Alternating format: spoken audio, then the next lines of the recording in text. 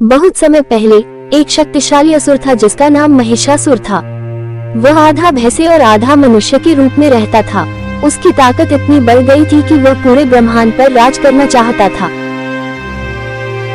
महिषासुर की तपस्या और वरदान। महिषासुर हिमालय की ऊंची चोटी पर तपस्या करता है। हे ब्रह्मा जी, मैं आपकी सच्ची भक्ति कर रहा हूँ।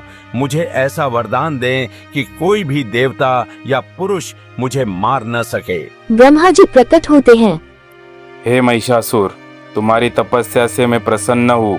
मैं तुम्हें वरदान देता हूँ कि कोई भी पुरुष या देवता तुम्हें मार नहीं सकेगा, लेकिन ये ध्यान रखना कि अत्याचार से हमेशा विनाश होता है। महिषासुर वरदान पाकर अत्यंत प्रसन्न हो जाता है और घमंड से भर जाता है।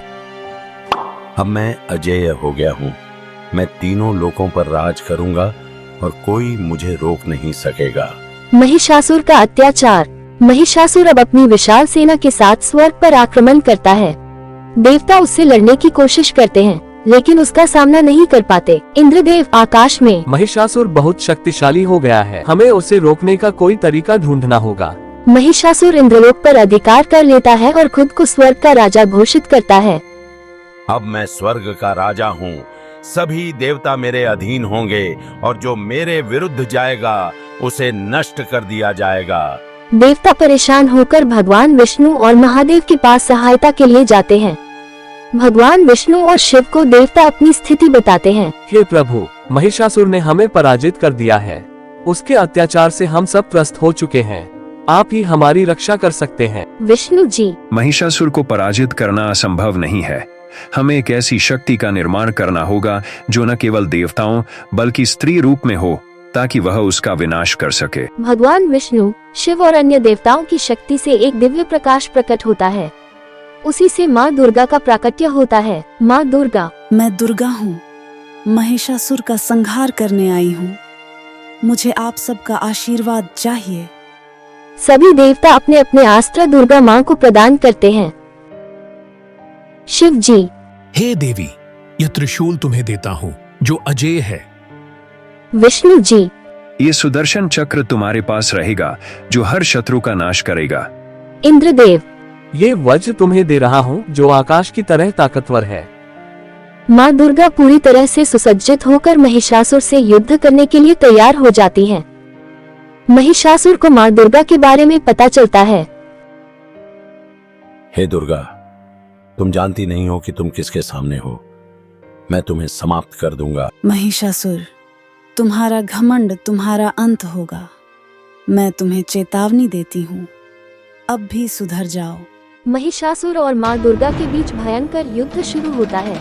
महिषासुर कई रूप बदलता है। महिषासुर सिंह के रूप में। तुम्हारे त्रिशूल का मुझ पर कोई असर नहीं होगा। तुम कितने भी रूप बदल लो, लेकिन बुराई का अंत निश्चित है। माँ दुर्गा अपने चक्र से महिषासुर के सिंह रूप को काट देती है। महिषासुर फिर हाथी का रूप धारण करता है। महिषासुर हाथी के रूप में कहते हुए, अब देखो मेरी ताकत। माँ दुर्गा अपनी तलवार से महिषासुर के हाथी रूप को भी काट देती है। अंत में महिषासुर भैंसे का रूप लेता है। मैं भैंसा हूँ, अजेय हूँ, तुम मुझे नहीं मार सकती। माँ दुर्गा भैंसे के रूप में महिषासुर पर शस्त्र से वार करती है। माँ दुर्गा, यह तुम्हारा अंत है महिषासुर। माँ दुर्गा अपने त्रिशूल से महिषासुर का अंत करती है। उसकी मृत्यु के बाद पूरा ब्रह्मांड खुश हो जाता है।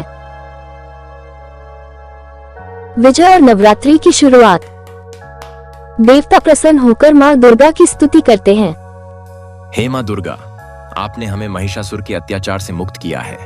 हम आपके आभारी हैं। आपकी शक्ति ने बुराई का अंत कर दिया। आपका यह पराक्रम सदैव याद रखा जाएगा। माँ दुर्गा देवताओं को आशीर्वाद देती हैं। जब जब बुराई संसार में बढ़ेगी, मैं तब तब प्रकट होकर धर्म और न्याय की रक्षा करूंगी। इस प्रकार माँ दुर्गा ने महिषासुर का अंत किया और बुराई पर अच्छाई की विजय स्थापित की। तभी से हर वर्ष नवरात्रि का त्योहार मनाया जाता है, जो माँ दुर्गा की इस विजय का प्रतीक है। समस्त भक्तजनों को नवरात्रि की असीम शुभकामनाएं। शक्ति वंदना को समर्पित यह पावन पर्व हर किसी के लिए शुभकारी सिद्ध हो, यही कामना है। जय माता दी। ऐसे ही नए नए धार्मिक ऐतिहासिक कहानियों पर हम वीडियो बनाते रहेंगे। आप हमारे चैनल को लाइक और सब्सक्राइब करें। धन्यवाद।